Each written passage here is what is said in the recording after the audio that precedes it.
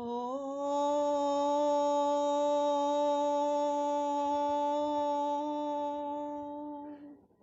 यो भूतं च भव्यं च सर्वं यश्चाधितिष्ठति स्वर्यस्य च केवलं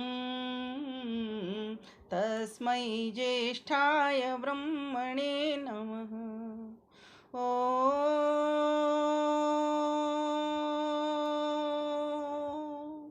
नमस्ते अस्तु आयते नमो अस्तु परायते नमस्ते प्राणतिष्ठत आसीनायोत ते नमः आसीनायोत ते नमः। आर्य समाज दिलसाद गार्डन दिल्ली से चल रहा विमल वेदवाणी ज्ञान गंगा गूगल मीट द्वारा बहुत ही सुंदर ढंग से भजन की प्रस्तुति आ रही हैं और मुझे लगता है शायद वैदिक विनय भी हमारे आदरणीय भ्राता श्री सुरेश मुखीजा जी द्वारा हो चुकी होगी और कुछ बहनें अभी बची भी होंगी, शेष भी होंगी। और जिनमें से जिन्होंने भजन गाए हैं, जो मेरे पास नाम थे पत्रक में, सम्माननीय सुदर्शन चौधरी जी, सम्माननीय संतोष धर्ष जी, सम्माननीय जी सुमन बत्रा जी, सम्माननीय अरुणा मुखी जी, सम्माननीय आदेश मेहता जी, सम्माननीय सुषमा भगत जी, सम्माननीय प्रेम धींगरा जी, सम्माननीय सुनीता वर्मा जी, सम्माननीय कुसुम भंडारी जी, सम्माननीय सावित्री दारा जी। और इस कार्यक्रम का बहुत ही कुशल संचालन कर रही हमारी बहन किरण शर्मा जी, उनकी साथी सरिता डावर जी, चेरी सहगल जी। सभी सम्मानित बहनें हैं मेरी और सभी को और शुभकामनाएं जिनकी आज हमको प्राप्त होनी है, ऐसी मेरी उषा किरण कथुरिया जी एवं सभी माताओं बहनों एवं मेरे प्यारे भाइयों। जैसा कि आप सभी अभी भजनों में आनंद ले रहे थे, वास्तव में भजन तो भज सेवायाम कहते हैं, भजते ही भजते उस ईश्वर के नाम से ईश्वर में समाधि लग जाती है। और ये सच्चाई भी है। अगर ठीक प्रकार से तज्जपः तदर्थ भावनम, उसका जप ठीक प्रकार से अर्थ और भावना बना करके किया जाए तो वास्तव में उसमें समाधि लग जाती है। लेकिन आइए कुछ थोड़ा सा चेंज करती हूँ इसमें। विषय हमारा है सुख कहाँ। सुख कहाँ, हम सभी जानते हैं कि संसार के भीतर हम सुख भी लेते हैं और दुख भी लेते हैं। सर्वप्रथम तो इस सुख को ही समझ लो, सुख है क्या, तब तो कहाँ पर पहुंचेंगे। किसी भी चीज को समझने के लिए, किसी भी आगे की व्याख्या को समझने के लिए सर्वप्रथम हमें क्या में पहुंचना चाहिए, जिस चीज को हम समझना चाह रहे हैं वो है क्या। तो सुख, सु माने अच्छा और ख माने इंद्रियां। जो इंद्रियों को अच्छा लगे वो सुख है, उसी को तो हम सुख कहते हैं। और इसी प्रकार से दुख, दो माने बुरा, ख माने इंद्रियां। जो इंद्रियों को बुरा लगे उसको हम दुख कहते हैं। लेकिन कई बार हमने ऐसा देखा है कि सुमन बहन जी को कुछ अच्छा लगता है, मुझे कुछ अच्छा लगता है, तब क्या करेंगे? हाँ बिल्कुल, तब भी यही अर्थ निकलेगा कि हमारी इंद्रियों को, अर्थात सुमन बहन जी की इंद्रियों को जो अच्छा लग रहा है वो उनके लिए सुख है, और जो मेरी इंद्रियों को अच्छा लग रहा है वो मेरे लिए सुख है, और जो किरण बहन जी को अच्छा नहीं लग रहा वो उनके लिए दुख है। और जो और भी एक मेरी बहन जी सामने दिखाई दे रही हैं, सविता बहन जी, जिन्होंने बड़ा सुंदर अभी भजन गाया था, इनको भी जो अच्छा नहीं लगे वो इनके लिए भी दुख है। तो सुख और दुख की परिभाषा इस तरीके से हम तय कर लेते हैं सामान्य व्यक्ति। सुख है क्या? अब लेकिन प्रश्न तो ये आता है ना, सुख है क्या और कहाँ मिलेगा ये? जब हमने ये जान लिया तब तो सभी सुखी हो जाने चाहिए, क्योंकि सुमन बहन जी को जिन जिन चीज़ों की इच्छा होती है उन कामों को वो करती हैं। लेकिन पूछ करके देखेंगे हम कि आप पूरे दिन सुखी रहती हैं क्या, पूरी रात सुखी होती हैं क्या? ठीक है, उन्होंने ऐसी मानसिकता बना ली है कि वो अपने आप को कहती हैं मैं सुखी हूँ। लेकिन कहीं ना कहीं जब शरीर को चोट लगती है, जब मन को चोट लगती है, जब बुद्धि पर कोई प्रहार करता है, जब कोई आत्मा पर चोट पहुँचती है, तो कहीं ना कहीं तो वो भी दुखी होती ही होती हैं। दुख से तो कोई वंचित रहा ही नहीं। महर्षि कपिल कहते हैं बड़ा सुंदर सांख्य दर्शन में, कुत्रापि कोपि सुखी ना। कहीं भी, कुत्रापि कहीं भी, को अपि कोई भी, कुत्रापि कोपि सुखी ना, सुखी नहीं है इस संसार में देखा जाए तो। क्यों? देखो, अगर आप मेरी बात को काटोगे, मेरे विरोध में चलोगे, बहुत अच्छा होगा, आपको प्रश्न समझ में आ जाएगा और ये बात समझ में आ जाएगी। कई लोग विरोध से डरते हैं, मैं विरोध से बड़ी खुश होती हूँ, क्योंकि किसी भी समस्या का बोध करने के लिए, समाधान निकालने के लिए पहले विरोध करते हैं अपने मन के भीतर, तब जाकर के आपको बोध होता है ठीक प्रकार से। हमने कहा जल में सुख है, रोटी में सुख है, क्या वहां सुख नहीं है? बहुत सुख है। आप एक दिन भूखे रह के दिखा दो अगर सुख नहीं है तो। सुमन बहन जी, है कि नहीं सुख रोटी में? मुझे भूख लग रही थी, इसीलिए मैंने किरण बहन जी को कहा था मैं 12:30 जुड़ूंगी। पर प्रोग्राम में मैं कहीं लेट ना हो जाऊं, इसीलिए मैंने 2 रोटी की जगह 1 ही रोटी बनाई और जल्दी जल्दी खा ली। कि मेरा नंबर ना चूक जाए, क्योंकि देखो फिर हम आयोजक को गलती कह देते हैं कि भाई तुमने हमारा नंबर निकाल दिया। इसीलिए मैं अपने नंबर पर पहले आना चाहती हूँ, जो मेरा समय है। वैसे तो 12:20 का है, वहां से तो मैं लेट हूँ, लेकिन मैंने कल बात कर ली थी 12:30 तक जुड़ूंगी अपने काम को देखते हुए। तो बात चल रही है कि सुख है कहाँ, तो जल में सुख है क्या? तो कहोगे हाँ बिल्कुल सुख है जी, बिल्कुल सुख है। अगर जल में सुख होता, प्रश्न करिए, अगर जल में सुख होता तो आप पानी नहीं जल पी लेते, फिर उसके बाद दोबारा पानी नहीं पीते, क्योंकि आपने तो पी लिया, फिर दोबारा क्यों पीने लग गए? इसका मतलब जल में सुख तो है, लेकिन पूरे समय का सुख नहीं है। क्या अन्न में सुख है? तो आप कहोगे हाँ जी अन्न में सुख है, रोटी खा ली पेट भर गया, देखो अब बढ़िया से भजन करेंगे हम, क्योंकि भूखे तो भजन होता ही नहीं, भूखे भजन न होए गोपाला। अच्छे से हम इस जूम मीटिंग को भी करेंगे। तो बोले हाँ अन्न में भी सुख है, लेकिन अन्न में भी पूरा सुख नहीं है, क्योंकि शाम को फिर रोटी खानी पड़ती है, दोपहर को फिर मुंह चलाना पड़ता है। अभी तो सीजन कौन सा आ रहा है? मक्के का। इन दिनों खूब मक्का मिल रही है, तो मक्का लाते हैं, मक्का बीच बीच में खा लेते हैं, पेट भर गया वो एक अलग बात है रोटी से, लेकिन मक्के में भी लगता है कि इसमें भी सुख है, तो मक्का भी खाते हैं। जो भी सीजनल चीजें आती हैं वो हम खाते ही खाते हैं, और कई बार तो मन हमारा ऐसा बेईमान हो जाता है कि जो सीजन में नहीं आ रही उनको भी हम खा लेते हैं, दुखी हो जाते हैं। बात यहीं तक खत्म नहीं हो जाती। प्रश्न आता है कि चलो इसको छोड़ देते हैं, खाने पीने को, पहनने की बात कर लेते हैं। क्या वस्त्रों में सुख है? हाँ बिल्कुल वस्त्रों में सुख है ना, नई ड्रेस खरीद के लाई हूँ, बहुत सुख है इसमें तो। देखो सबसे सुंदर मैं ही लग रही हूँ, मुझसे सुंदर कोई नहीं लग रहा। और मैं लगनी भी चाहिए, क्यों नहीं लगनी चाहिए? परमात्मा ने मुझे बुद्धि दी है सुंदर वस्त्र पहनने की, तो मैं बहुत सुंदर लगना चाहती हूँ। हाँ वस्त्रों में बिल्कुल सुख है।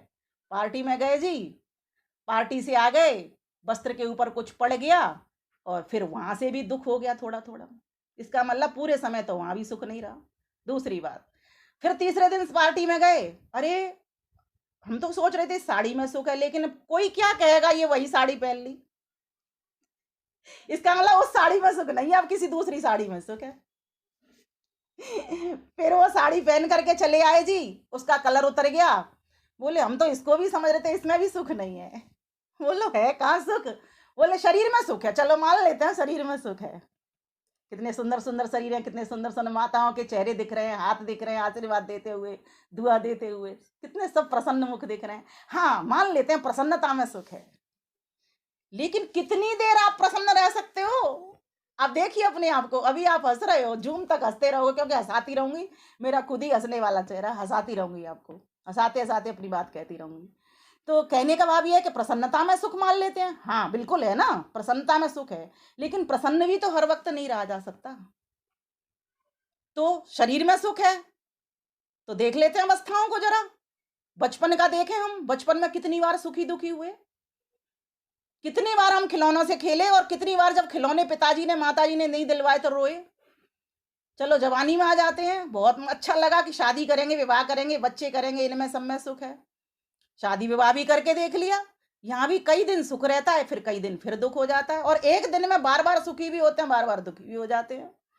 तो लगा पति में भी सुख नहीं है, पत्नी में भी सुख नहीं है, पुत्र में भी सुख नहीं है। फिर देखा जब धन कमा के देख लेते हैं, धन में तो जरूर सुख है, क्योंकि हमें दिखाई पड़ता है हमारे पड़ोसी सबसे ज्यादा सुखी हैं।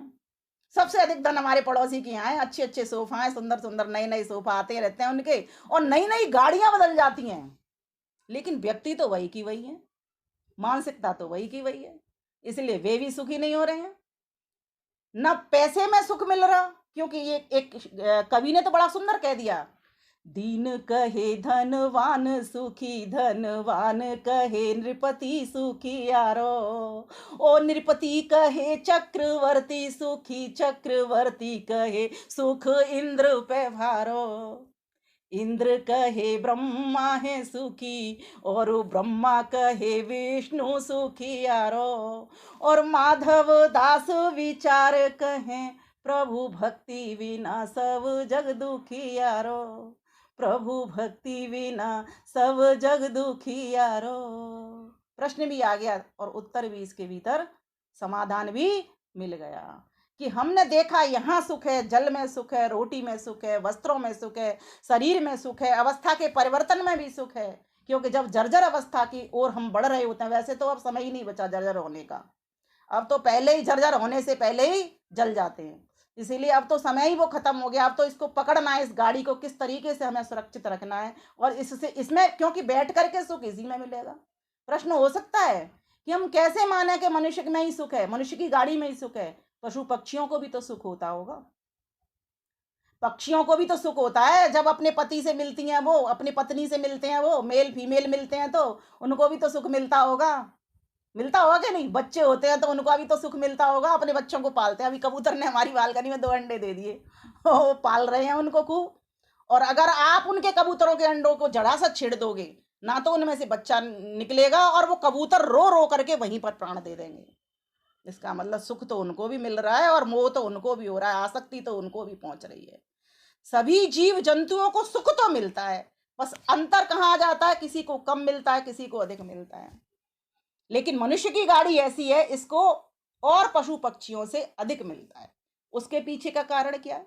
उसके पीछे का कारण पे अगर हम जाएंगे तो मनुष्य के पास मन बुद्धि होने से अपने आप को विघ्न बाधाओं से वो बचा लेता है, जिन विघ्न बाधाओं से वे बचा नहीं पाते। क्यों? मनुष्य उभय योनि का प्राणी है, और जितने भी पशु पक्षी हैं वे भोग योनि के प्राणी हैं, वे बंधन में रहने वाले प्राणी हैं। तो जहां बंधन होगा वहां दुख होगा, और जहां स्वतंत्रता आजादी होगी वहां व्यक्ति कैसा होगा? प्रसन्न होगा, सुखी होगा। लेकिन व्यक्ति स्वतंत्रता के साथ साथ स्वच्छंदता में जीना विचरना उसने प्रारंभ कर दिया, इसलिए पुनः फिर दुखी हो गया। स्वतंत्रता मिली थी आपको तंत्र में, अपने तंत्र में रहने के लिए, स्वजमा तंत्र, अपने तंत्र में रहने के लिए, लेकिन स्वतंत्रता को हमने स्वच्छंदता में अर्थात मनमाने कार्यों में प्रयोग कर लिया, इसलिए फिर दुखी हो गए। तो क्या करे, तो करे कहाँ, क्या कहाँ जाएं? बोले है कहाँ, सुख कहाँ है? तो बोले मान लेते हैं कि ज्ञान में सुख है, बिल्कुल ज्ञान में सुख है ना, लेकिन रावण से बड़ा कोई ज्ञानी था क्या? दुखी तो वो भी हो गया। जब सीता उसकी बात को नहीं मानती थी, सीता माता कितना दुखी होता था, कितना क्रोध करता था, क्योंकि दुखी नहीं होता तो क्रोध नहीं करता, उसकी बात नहीं मानी जा रही थी, इतना बड़ा पैसे वाला होकर के भी, फिर भी वहां भी सुख नहीं मिला। सुख है कहाँ? तो हम मान लेते हैं चलो राम राज्य में ही सुख था, तो बताइए सीता माता का अपहरण हो गया, सीता माता सुखी हुई क्या? नहीं हुई, वो भी बेचारी दुखी दुख में रोती रही। इसका मतलब ये जो सुख और दुख है ये सब बाहर से मिलने वाली चीजें हैं। सुखी और दुखी होना, तो कहाँ है सुख? चलो थोड़ा सा और विचार कर लेते हैं, बाद में पहुंचा दूंगी आपको अंत तक। बोले मान लेते हैं प्रेरणा में सुख है, तो चलो महापुरुषों का जीवन देख लेते हैं, अगर प्रेरणा में सुख है तो उनकी प्रेरणा की ओर बढ़ जाते हैं। चलो देख लेते हैं भगवान कृष्ण ने कितने अच्छे अच्छे काम किए, राक्षसों का वध किया, असुरों का वध किया और सुरों को बचाया, उनको गद्दी दिलाई। राम जी का भी काल देख लेते हैं, राम जी ने भी ऐसा ही किया, असुरों का वध किया और जो सज्जन संत महात्मा थे उनकी रक्षा की। ठीक है, मान लेते हैं प्रेरणा में सुख है, लेकिन प्रेरणा हमारे जीवन में कितनी आई, इसलिए फिर हम दुखी हो गए। और कितने क्षण के लिए आए, कितने काल के लिए रही, फिर हम दुखी हो गए। इसका मतलब प्रेरणा में भी पूरा पूरा सुख नहीं है, वहां भी फिर हम दुखी हो जाते हैं। चलो मान लेते हैं ज्ञान में सुख है, ध्यान में भी सुख है। लोग कहते हैं हम तो संध्या करते हैं, 1 घंटे सुबह करते हैं, 1 घंटे शाम को करते हैं, संध्या में मान लेते हैं संध्या में सुख है। तो चलो फिर जैसे ही ध्यान हम आपका संध्या में से भगवान की ओर से हट करके दूध पर रखे, गैस पर रखे हुए दूध की ओर चला गया, फौरन आप दुखी हो जाते हो, कहीं दूध निकल तो नहीं गया। मान लेते हैं आपने कहा है ना, मैंने तो नहीं कहा, ध्यान में सुख मान लेते हैं। सुख मिल रहा है व्यक्ति को, ध्यान में भी सुख है, ज्ञान में भी सुख है, 4 वेद पढ़ लिए, 6 दर्शन पढ़ लिए, सारे 11 उपनिषद भी पढ़ ली जो मान्यता प्राप्त हैं, फिर भी वहां भी हमको सुख नहीं मिल रहा। कोई भी ज्ञानी व्यक्ति सुखी नहीं है, कोई भी धनी व्यक्ति सुखी नहीं है, कोई भी महापुरुषों का जो जीवन देख रहा है वो व्यक्ति भी सुखी नहीं है। आखिर सुख है कहाँ? प्रश्न तो वही की वही है, मैंने तो अभी निराकरण किया ही नहीं। हाँ, निराकरण आप स्वयं ही लेकिन कर लोगे कि सुख है कहाँ, आपके ऊपर ही इस प्रश्न को छोड़ दूंगी। तो कहा कि चलो मान लेते हैं इस प्रकृति में सुख नहीं दिख रहा, तो चलो अपने आप में सुख देख लेते हैं। भीतर को आंख बंद कर लो, थोड़ी देर के लिए करके देखिए अपनी आंखें, एक बार प्रैक्टिकल मेरे सामने ही कर लो। क्या आप में सुख है? आपके पास 36 विचार आ चुके हैं, 18 सुख के, 18 दुख के। किरण बहन जी ने कल मुझे ये कहा था, सुमन बहन जी ने कल मुझे ये कहा था, और परसों मुझे ये कहा था। परसों की दुख की बात आ गई, कल की सुख की बात आ गई, और उससे पहले और चले जाते हैं, कुछ सुख की बातें आ गई, कुछ दुख की बातें आ गई। बताइए, आपने तो आंख बंद कर ली। अभी तो आप मेरे को कह रहे थे कि चलो मैं अपने आप में देख लेता हूँ, मुझ में ही सुख है, आंख बंद कर लो। आंख बंद करने में सुख है? आंख बंद करने में भी सुख नहीं है, फिर कहाँ सुख है? चलो मान लेते हैं सत्संग में सुख है, इस गूगल मीट में तो सुख मिल रहा है, लेकिन यहाँ भी आप विचार में लग गए हो। सुख को थोड़ी देर आपने थोड़ा सा इधर साइड कर दिया लाइन में, जो मैं बात बोल रही हूँ बहुत पते की बात है। सत्संग में सुख है, सज्जन पुरुषों की जो वाणी होती है अमृत देने वाली होती है, कुछ सिखाने समझाने वाली होती है, कुछ प्रेरणा करने वाली होती है, कुछ आदर्श भी अपने छोड़ने वाली होती है। अगर सज्जन व्यक्ति तो मौन होकर के भी बैठ जाए तो उसका आचरण भी बहुत कुछ कह जाता है। चलो मान लेते हैं सज्जन व्यक्ति के संग करते हैं उसमें वो है, लेकिन वहीं पर हमको पता क्या चला कि सज्जन व्यक्ति ने कहा ये करना ये मत करना, तो वहां भी हमारी हालत खराब हो जाती है, खस्ता हो जाती है कि ये हम कैसे छोड़ सकते हैं। क्योंकि सज्जन व्यक्ति ने, विद्वान ने आपको कहा पुत्र पति पत्नी में ज्यादा मोह मत लगाना, पद पैसा प्रतिष्ठा प्रशंसा में ज्यादा आसक्ति मत कर बैठना। उसकी भी बात है, हमें आधे 50% को अच्छी लगी, 50% को खराब लगी, और 50 में से भी जिनको खराब लगी उन्होंने तो संकल्प ही लेकर के गए कि कल से सत्संग में ही नहीं आएंगे हम, ऐसा भी संकल्प कर गए। और जिनको अच्छी लगी, अरे क्या सुनना, इसी बात को तो कल भी सुना था, इसको आगे भी यही बात है, एक ही बात है सारी की सारी, क्या सुनना। जिनको अच्छी लगी वो भी ऐसे होकर के बैठ गए। लेकिन उनमें से कुछ ऐसे लोग भी हैं जो सामने दिखाई दे रहे हैं और जो पीछे भी बैठे हुए हैं, अज्ञात होकर के भी बैठे हैं, जो कैमरे में नहीं दिख रहे, बहुत विचार कर रहे हैं इस बात पर। वास्तव में संसार में सुख है ही नहीं, किसी भी चीज में सुख नहीं है। तो फिर जब सुख नहीं है तो सत्संग क्यों करें? जब सुख नहीं है तो अच्छे वस्त्र क्यों पहने? जब सुख नहीं है तो रोटी अन्न जल क्यों खाएं? जब सुख नहीं है तो महापुरुषों का जीवन क्यों देखें? जब सुख ही नहीं है तो बात खत्म हो जाती है। फिर ईश्वर ने ये संसार बनाया ही क्यों जब सुख नहीं था इसमें, जब दुख ही भरा था? क्या ईश्वर जानता नहीं है कि संसार में सुख नहीं है? ईश्वर तो जानता है, वेद तो कहता है ईश्वर जानता है। गण संख्या ने नाम से गणेश नाम सिद्ध होता है उसका, अर्थात प्रत्येक वस्तु के ज्ञान को जानता है कि इस वस्तु में कितने अणु लगे, कितने परमाणु लगे निर्माता होने से। इसीलिए संसार में सुख तो है लेकिन पूरा सुख नहीं है। हर प्रकार के सुख में, न्याय दर्शन के महर्षि गौतम कहते हैं 4 प्रकार के दुख मिले होते हैं। रसगुल्ला खाया, खूब स्वाद आया, खूब सुख लिया, लेकिन खाते खाते 5 6 8 10 खा गए और खा के लूज मोशन लग गए, दुख आ गया। अच्छी अच्छी साड़ियां लाए, अच्छे अच्छे पैंट शर्ट लेकर के आए, पता चला 4 दिन पहने रंग उतर गया, कलर फेट हो गया, या टाइट कमर हो गई, या कुछ भी हो गया, आप फिर दुखी हो गए। इसलिए संसार में तो दुख नहीं है। चलो मान लेते हैं, किसी ने मुझे कल कहा था कि सेवा में तो बहुत सुख है। मान लेते हैं सेवा में सुख है, बहुत सुख है, करके देखिए सास की ससुर की, आपको पता चल जाएगी सेवा में कितना सुख है। खूब आशीर्वाद भी वो देंगे, फिर भी आप पूरे टाइम सेवा नहीं कर सकते। अगर सेवा में सुख होता तो पूरे टाइम सेवा करनी थी आपको, वो भी आप कुछ क्षण ही कर सकते हो, क्योंकि आप अल्प शक्ति वाले हो, आपकी सामर्थ्य नहीं है, हमारी सामर्थ्य नहीं है। इसीलिए सुख तो है।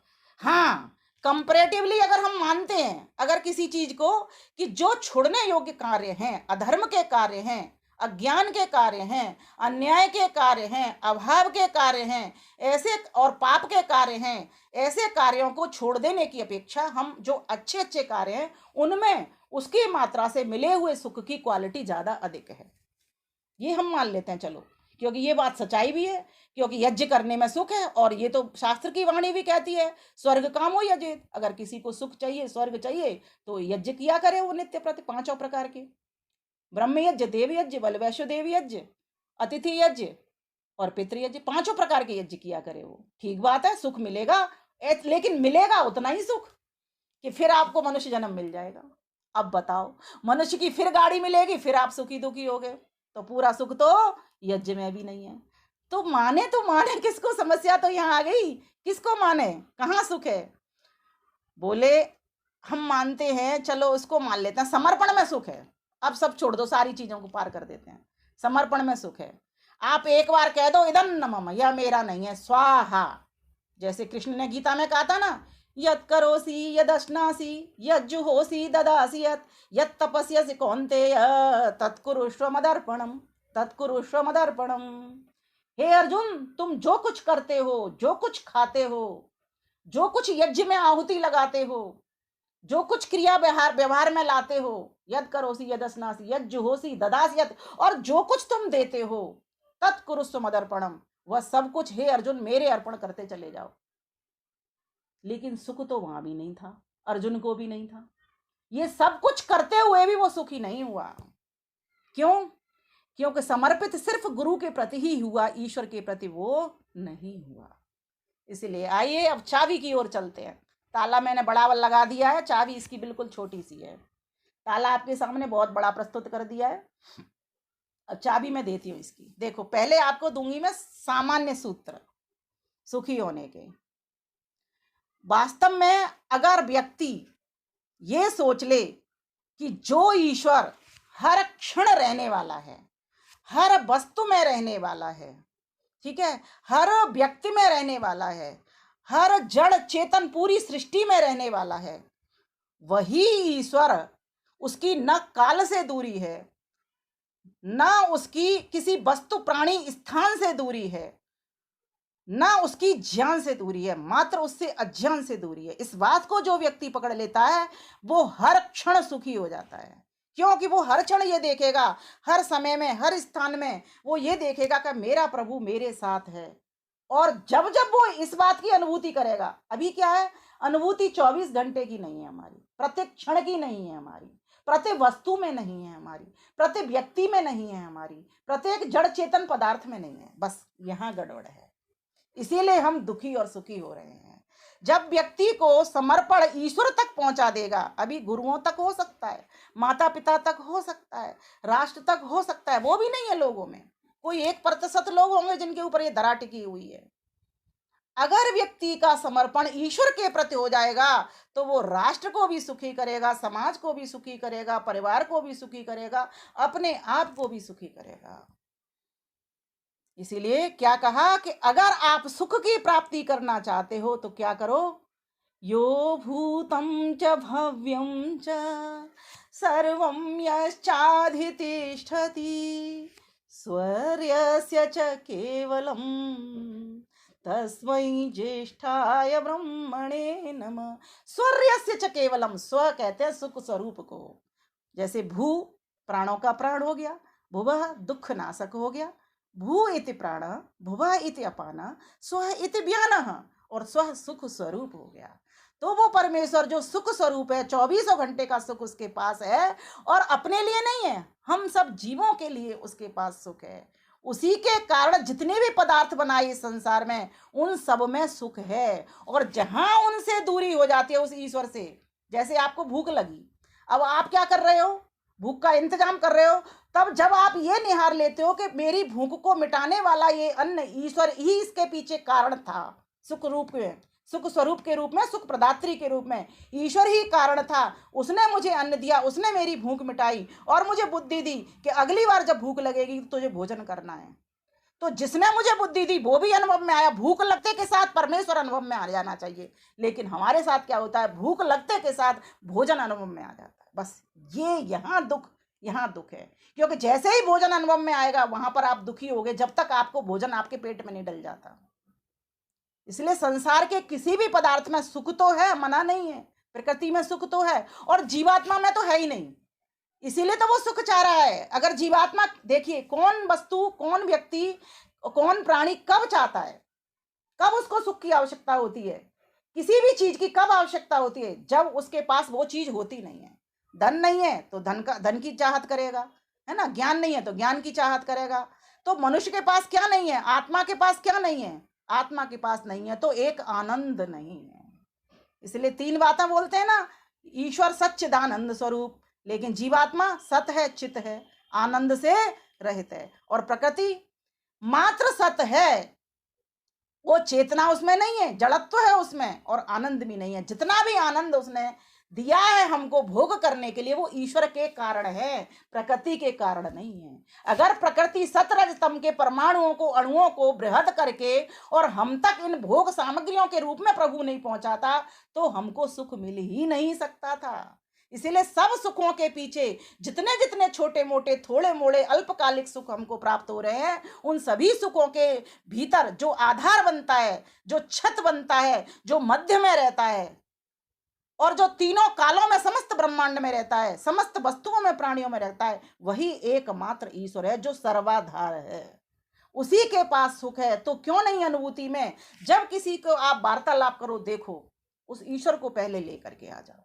वार्तालाप में गलती नहीं होगी, वार्तालाप में मधुरता रहेगी, वार्तालाप में प्रसन्नता रहेगी। सुख कहाँ है वो बता रही हूं मैं आपको, ये सामान्य सूत्र हैं, अभी दर्शनों पर पहुंचा दूंगी इच्छा होगी तो। और दूसरी बात, पहली बात, किसी को दुख न दें, सबको सुख पहुंचाएं, ये देख करके सब में ईश्वर बैठा हुआ है। सुख कहाँ है ये बता रही हूं ना, सब में ईश्वर है। न्याय युक्त व्यवहार उसके साथ करें, जो जो न्याय संगत व्यवहार है। जैसे आतंकवादी के साथ अब आप कहोगे मधुरता से व्यवहार करें, नहीं, गोली बंदूक उठा लें उसके लिए। न्याय संगत व्यवहार, अच्छा व्यवहार। और दूसरी बात, जो अच्छे सज्जन लोग हैं उन लोगों से कैसा व्यवहार करें, जैसा मैं अपने लिए चाहती हूं वैसा ही मैं औरों को दूं। इस प्रकार का व्यवहार, पॉइंट नोट करते चले जाएंगे, ये सामान्य सिर्फ चिंतन से उठे। दूसरी बात, किसी को दुख न दें, सुख सभी को दें। क्योंकि देखो, दुख से होता कैसे है, सुख से होता कैसे, इसका परिणाम क्या निकलता है। मैंने कभी कुछ पंक्तियां लिखी थी, सुख देने से सुख मिलता है, दुख देने से दुख मिलता है, यह सब कर्मों के कारण है, करता जैसा वो भरता है। यदि गंध फेंकते औरों पर, पहले खुद हाथ बिगड़ता है। यदि किसी को पुष्प भेंट करते, तन मन गुलशन हो खिलता है। इसलिए बांटता चल खुशियाँ, शुभ कर्म का शुभ फल मिलता है। सुख देने से सुख मिलता है, दुख देने से दुख मिलता है, ये सब कर्मों के कारण है, करता जैसा वह भरता है। बहनों, सबसे पहला, किसी को भी दुख मत पहुंचाओ, अपनी ओर से किसी को भी ऐसा प्रयास करो, बार बार चिंतन में लाओ, मेरे कारण ना मानसिक किसी की हिंसा हो, ना वाणी से हिंसा हो, और ना शरीर से मैं किसी की हिंसा कर नहीं पाऊं। दूसरी बात, अनावश्यक चिंताओं से बचो। जब वो परमेश्वर नाथ, सभी नाथों का भी नाथ मेरे साथ है, तो मुझे किस बात की चिंता है। जब उसका मेरे ऊपर हाथ है तो मुझे किस बात की चिंता है। पाल लिए बहुत सारे दुख, बहुत सारी चिंताएं। चिंता और चिता द्वयोर मध्यो एव गरीयसी। क्या चिंता, चिंता एव गरीयसी। क्यों? क्योंकि चिता दहत निर्जीविकम और चिंता दहत जीवकम। अर्थात जो चिंता है और जो चिता है मुर्दे लोगों को जलाती है। तो दोनों में कौन श्रेष्ठ है? चिता ही श्रेष्ठ है, चिंता श्रेष्ठ नहीं है। इसलिए अनावश्यक चिंतन से क्या होगा, भविष्य के बारे में सोच सोच करके परेशान होते रहते हैं, इसीलिए आप दुखी हो जाते। सुख कहाँ है? जो व्यक्ति अनावश्यक असंभव चिंतन नहीं करता, अहितकर चिंतन नहीं करता, वो व्यक्ति सुखी है। सुख वहां है। और ईश्वर समस्त चिंताओं से, क्लेशों से, कष्टों से रहता है। इसीलिए सुख कहाँ हुआ? सुख उस ईश्वर के पास हुआ। तीसरी बात, क्षमा भाव रखें। किसी ने मुझे कुछ कह दिया या मैंने किसी को कुछ कह दिया, किसी से कोई गलती हो गई मेरे प्रति, सिर्फ मेरे प्रति, मान ली देश के प्रति कोई कहेगा तो क्षमादान नहीं करना, लेकिन उसको भी वहां क्षमा कहा जाएगा। लेकिन मेरे प्रति अगर किसी ने कोई बुरा व्यवहार कर दिया, महर्षि दयानंद को कितनी गालियां पड़ती थी, श्री कृष्ण को भी 100 गालियां पड़ी थी, 100 गालियां तक उसने कुछ नहीं कहा। बोले जब 100 गालियों के ऊपर, मतलब सिर से पानी ऊपर हो जाएगा, तभी मैं शीश धड़ से काटूंगा। क्यों? वो भी अपने लिए नहीं काट रहे थे, वो भी राष्ट्र को बचाने के लिए काट रहे थे। समझने की बात है। इसीलिए क्षमा भाव रखिए। महर्षि दयानंद सरस्वती ने अपने को, स्वयं को जिसने जहर दिया उसको क्षमा कर दिया, लेकिन अगर वो इस प्रकार से राष्ट्र के संत महात्माओं को जहर देता तो महर्षि दयानंद कभी भी क्षमा नहीं करते। इस बहुत समझने की पते की बात है। हंसते रहें हंसाते रहें। जब मैं हंसना चाहता हूं, जानता हूं, तो मैं औरों को क्यों हंसी चुराऊं, उनको क्यों नहीं हंसी दूं। सुख में सबको शामिल करिए, लेकिन दुख बहुत आसानी से किसी के समक्ष मत रखिए। होता क्या है, जब हम किसी को देखने के लिए जाते हैं घर पे, तो पहले अपना रोना रोते हैं, उसके हालचाल बाद में पूछते हैं। उससे पूछते तो हैं कैसी हो तुम, लेकिन जैसे ही उसने कहा कि मुझे ये समस्या है, उसकी समस्या सुनने से पहले अपनी समस्याएं सुनाना प्रारंभ कर देते हैं। सोचो, जिसको तुम सुख देने के लिए आए थे, जिसको तुम हंसी देने के लिए आई, उसी की हंसी को आप छीन रहे हो अपना दुखड़ा सुना करके। अरे दुखी व्यक्ति के सामने हमेशा प्रसन्नता की बातें करिए, हमेशा उसको उठने की, सही होने की बातें करिए, आपको सुख मिलेगा। कहाँ है सुख? सुख इन्हीं विचारों के भीतर है जो ईश्वर ने आपको अच्छे काम करने के लिए भेजा इस संसार में। इन्हीं विचारों के भीतर सुख है। और एक और बात मैं सबको कहा करती हूँ अपनी तरफ से कि अकड़ से हमेशा दूर रहें। जब आप किसी से व्यवहार करते हो, आप अकड़ करके किसी से बात करोगे, आप उसको भी दुखी करोगे, स्वयं को भी दुखी करोगे। क्योंकि आपके व्यवहार से, अकड़ वाले व्यवहार से, अभिमान के व्यवहार से वो व्यक्ति पर ठेस पहुंचेगी, वो व्यक्ति डाउन हो जाएगा। और वो व्यक्ति डाउन होते के साथ वो क्रोध करेगा, आपकी भी हानि करेगा, और अपनी तो हानि उसकी क्रोधी व्यक्ति की होती ही रहती है। और ईश्वर से आप जैसे ही अकड़ आती है, वैसे ईश्वर से आप परे हो जाते हो। अर्थात सुख स्वरूप से, सुख प्रदात्री से, सुखों के भंडार से आपकी दूरी हो जाती है। सुख कहाँ? सुख उसी ईश्वर के पास है जिसको आप पाने के लिए, जिससे प्रार्थना करने के लिए, जिसके लिए प्रयत्न करने के लिए आप इन गूगल मीटों को करने के लिए चले हुए हो। इसीलिए इस बात का अनुभव करिए। और एक बात और, सब कुछ परमात्मा का ही है, ये नोट करके रखिए। सब कुछ उस ईश्वर का ही है। जो कुछ आज मेरी बुद्धि, अहंकार, ये जो कुछ मेरे पास है, आज उस पर के कारण ही है। अहंकार से मतलब मेरा ही, अभिमान से नहीं है इस वक्त। पहले था, अब मैं कह रही हूं अहम तत्व, जिससे मैं की अनुभूति करती हूं कि मैं आत्मा हूं, मैं शरीर नहीं हूं, ये अहम तत्व। क्योंकि महतत्व के बाद जो दूसरा कारण था वो अहम ही था। ये सारा संसार प्रकृति से जब परमेश्वर ने से बनाया, तो पहले महतत्व था बुद्धि, अहंकार, जिससे मुझे ये पता चलता है कि मैं आत्मा हूं, मैं शरीर नहीं हूं। ये जो शरीर है मेरा नश्वर है, ये चला जाने वाला है, इसमें मैं क्यों सुख खोज रहा हूं। ये सारा संसार है, संस्कृत संसार है, ये सरकने वाला है, इसमें मैं क्यों सुख खोज रहा हूं। थोड़ा थोड़ा सुख मिलेगा, लेकिन बार बार दुखी करता रहेगा। कोई ऐसा काम ना कर लूं जहां पर कभी दुख है ही नहीं, एक भी दुख नहीं है, तो ऐसा ही काम क्यों ना कर बैठूं। क्यों नहीं मोक्ष की गति का पथिक बन जाऊं। क्यों नहीं शुद्ध ज्ञान लेकर के शुद्ध कर्म में और शुद्ध उपासना में उतरना प्रारंभ कर दूं। जिस परमेश्वर ने हमको इतना सुंदर मानव का शरीर दिया, ये गाड़ी दी, उससे मिलने के लिए, अपने आप से उसने मिलाने के लिए दी, क्यों मैं इस बात को भूल जाता हूं। क्यों इस गाड़ी को मैं अन्य गाड़ियों की तरह, पशु पक्षियों की गाड़ियों की तरह लगाए बैठा हूं, चलाए बैठा हूं। क्यों मैं उनकी गति की तरह चला रहा हूं, जैसे वो चलते हैं बंधन की योनि में, भोग की योनि में। क्यों मैं भोग की योनि में पड़ा रहता हूं। क्यों मैं बार बार 84 लाख, एक कहने का कोट है, गिनी किसी ने नहीं योनियां, जाने कितनी योनियां। कई कई पतंगे तो अलग अलग जाति के पतंगे भी लाइट के ऊपर हम देखते हैं कई बार, तो हम इनको गिन ही नहीं सकते। पर कहने के लिए एक मोटा स्तर है कि 84 लाख योनियों कि बंधन में क्यों मैं पड़ना चाहता हूं। अरे खोजो, जिसने तुम्हारे लिए हर प्रकार की वस्तु तुम्हारे उपभोग के लिए और उपयोग के लिए दी, और तुम मालिक बन करके बैठ गए। तुम मालिक नहीं हो, तुम दृष्टा हो सकते हो, तुम उपभोक्ता हो सकते हो, लेकिन तुम मानो तो सही मायने में तुम प्रयोग करता ही हो। मात्र प्रयोग करने के लिए पैसे मिले हैं, आदान प्रदान करने के लिए पैसे मिले हैं, आदान प्रदान करने के लिए धन मिला, संपत्ति मिली, ये वैभव मिला कि तुम अकेले न खाओ, किसी को खिला करके खाओ। कहाँ सुख है? तो उत्तर निकल करके आया, त्याग में सुख है।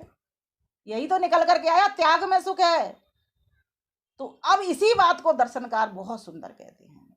समय का तो मुझे पता चलेगा नहीं बहन जी, मुझे जरूर बताना आप, क्योंकि मुझे नहीं पता चलेगा, मैं बोलती चली जाऊंगी, धारा प्रवाह मेरे पास मैटर बहुत है।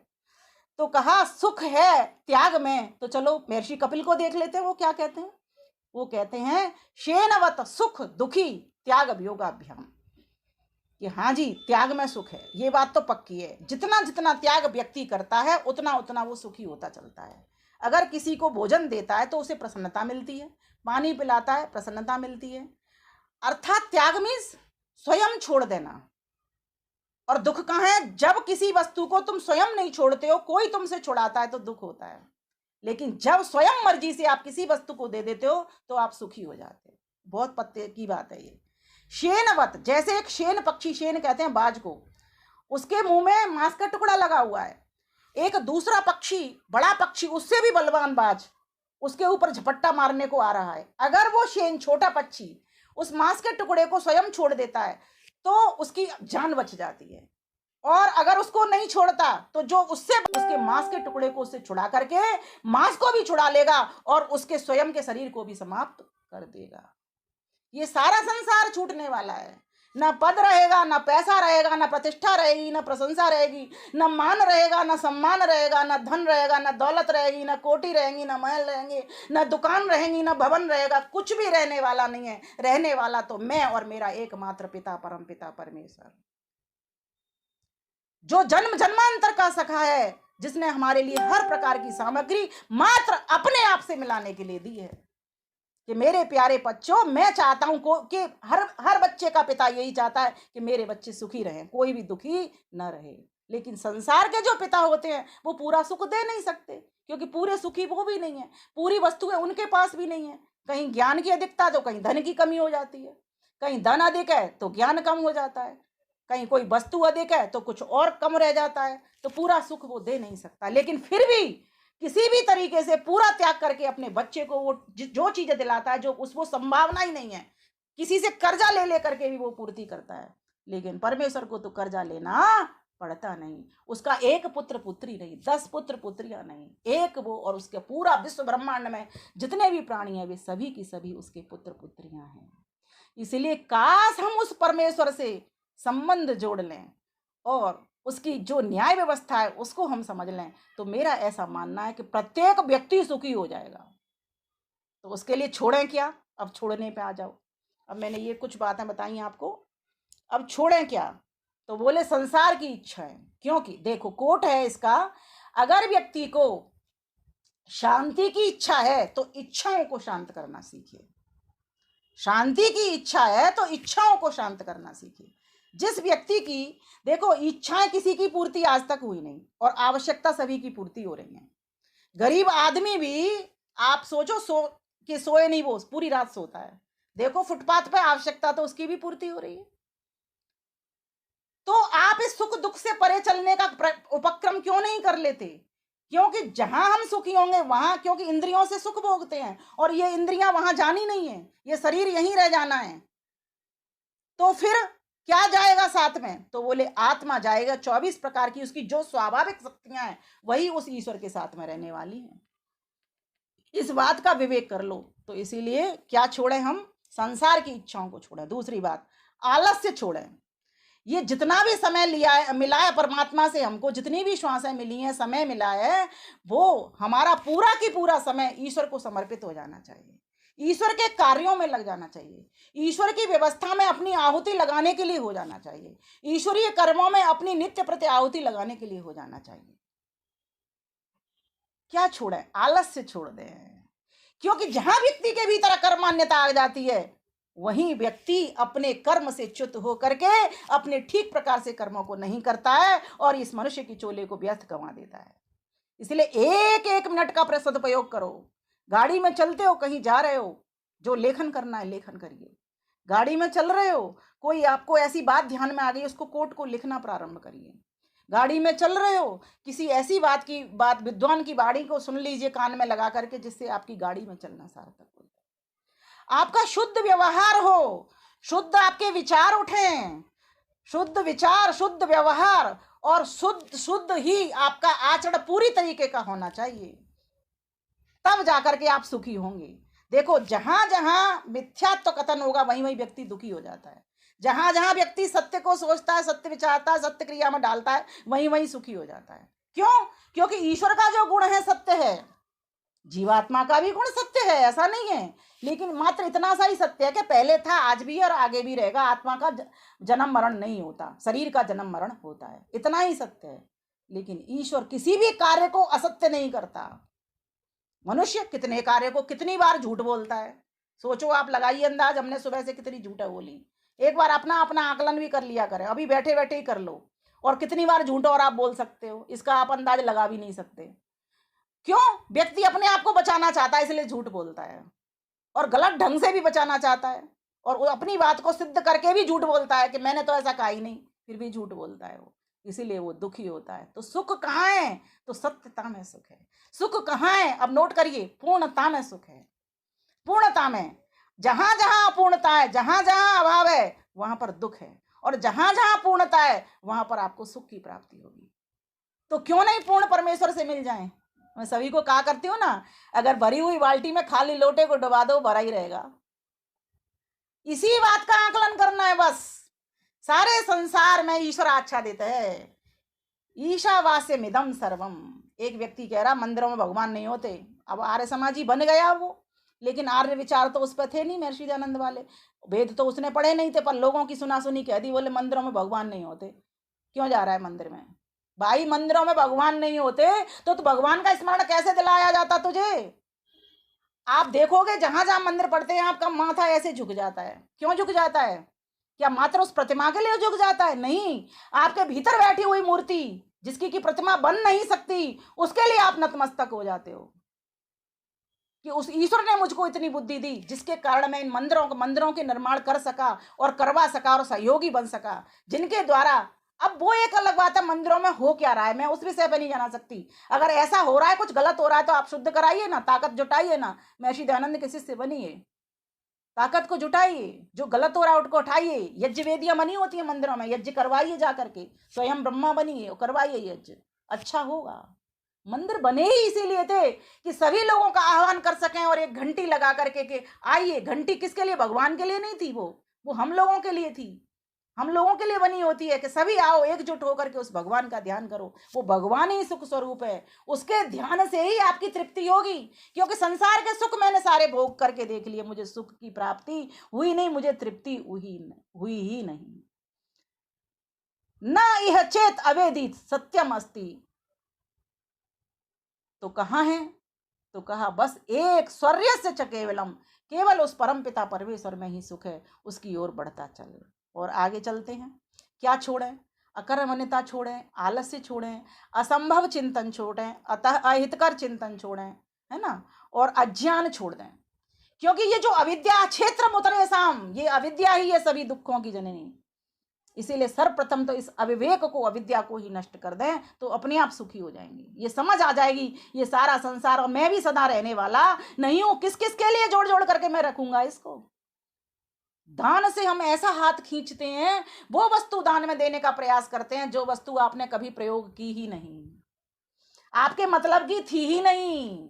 घर का कोई बर्तन होगा, घर की कोई बेडशीट होगी, घर की कोई कपड़े होंगे, वो प्रयोग करेंगे दान देने में जो मेरे काम नहीं आ रहे हैं। हिम्मत है तो वो दान करिए जो आपको सबसे प्रिय है, तभी तो वो प्रिय परमेश्वर आपको मिलेगा। सुख कहाँ? प्रिय वस्तु के दान करने में। इसी बात को लेकर नचिकेता परेशान हो जाता है, पिताजी से कहता है ये बूढ़ी बूढ़ी गऊ है जो ना घास चरती, ना दूध पीती है, ना कुछ करती, ना किसी उसकी, इनको तुम दान कर रहे हो। पिता से झगड़ा कर रहा है, क्यों? उसको विद्या विवेक हो चुका था कि बूढ़ी गऊओं का दान करने से उनका कोई लाभ होने वाला नहीं है। इसीलिए दूध देती हुई गायों का दान करना ही श्रेयस्कर है। इस माध्यम से कठोपनिषद के ऋषि ने हमको समझाने का प्रयास किया है, व्यक्ति किस वस्तु का तो दान करे, अच्छा दान करे। जितना अच्छा, जितनी मात्रा में व्यक्ति त्याग करेगा, जितना अच्छा से मतलब जो वस्तु आपको प्रिय है लेकिन आपको देने में दिक्कत आ रही है और आसानी से आप उसको दे देते हो, सुख वहां है। क्योंकि आपने जो वस्तु दी जो आपको पसंद नहीं थी, वो भी नापसंद कर रहा है, लेने वाला भी। समझ रहे हो ना ध्यान से? नापसंद होकर क्रोधित हो रहा है, अरे मुझे बुलाया था पंडित कह करके और मुझे पकड़ा दी कौन सी वस्तु, वो खुद पहन लेगा क्या? वो खुद खा लेगा क्या? अरे जिस वस्तु को तुम खाना चाहता, पसंद अपने लिए करते हो, उसको खाने की वस्तु ऐसी भेंट करो, उससे पूछ करके। इसलिए हमारे यहाँ एक व्यवस्था है, कितनी सुंदर व्यवस्था है। जब अतिथि आता है हम पूछते हैं आप क्या खाओगे। आजकल जबरदस्ती की जाती है, जो मैंने बनाया वो तुम खाओ, और उसी के लिए जबरदस्ती हो रही है। अब वो अतिथि शर्माने के चक्कर में कह नहीं रहा कि मैं नहीं खा सकता इसको। तो अपनी जो पुरानी संस्कृति है उसको लेके आओ। मेरी दादी, कोई आता था कि क्या पियोगे, ठंडा पियोगे, गर्म पियोगे, एक बार किसी ने मजाक में उनसे कह दिया ठंडा भी पी लूंगा गरम भी पी लेंगे दोनों, तो दादी दोनों बना, इतनी सीधी, दोनों बनाने के लिए चली गई, ठंडा भी बना लिया गरम भी बना लिया। बोले इसको थोड़ी देर बाद पी लेना, इसको पहले पी लो। तो संस्कृति की रक्षा करना हमारा धर्म है। संस्कृति में सुख है, त्याग में सुख है, पूर्णता में सुख है, उस पूर्ण परमेश्वर में सुख है। इसीलिए आज हम ये ग्रहण करके जाएंगे कुछ पंक्तियों के साथ में। प्रभु परमेश्वर के गुण गाने से खुशियों की दौलत मिलती है, मन से छल कपट मिटाने से खुशियों की दौलत मिलती है। कवि सेवक ने जान डाल दिया इस गीत में। दिन रात संवारते रहते हो अपने ही बिगड़े कामों से। एक लेडीज को शादी में जाना था और लेडीज जाती हैं तो इतना लगाती हैं, ट्रंक भर भर के लगाती हैं, और एक साड़ी को बार बार उसमें रखती है और उसी को फिर लगाती है। फिर वो कहती है इसको नीचे लगाना, इसको ऊपर लगाना, पूरा टाइम उसने साड़ी लगाने में, पर उसका बक्सा रात तक नहीं लगा। और ये ऐसा हमारे साथ होता है, सबके साथ होता है। इसीलिए कुछ यहाँ भी चिंतन हम कर लें। दिन रात संवारते रहते हो अपने ही बिगड़े कामों को, औरों की बिगड़ी बनाने में खुशी दौलत मिलती है, परमेश्वर के गुण गाने से खुशियों की दौलत मिलती है। सुखियों से हंस कर बोलते हो, दुखियों से बात भी किया करो। वाह वाह वाह।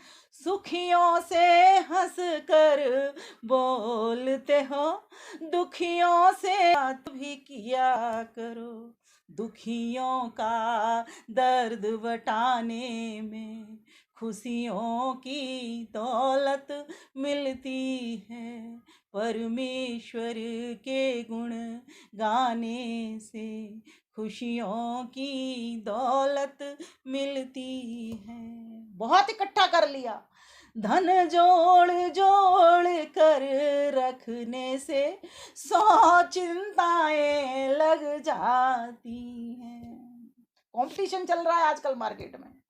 धन जोड़ जोड़ कर धन ने से 100 चिंताएं लग जाती हैं, धन को शुभ अर्थ लगाने से खुशियों की दौलत मिलती है, परमेश्वर के गुण गाने से खुशियों की दौलत मिलती है।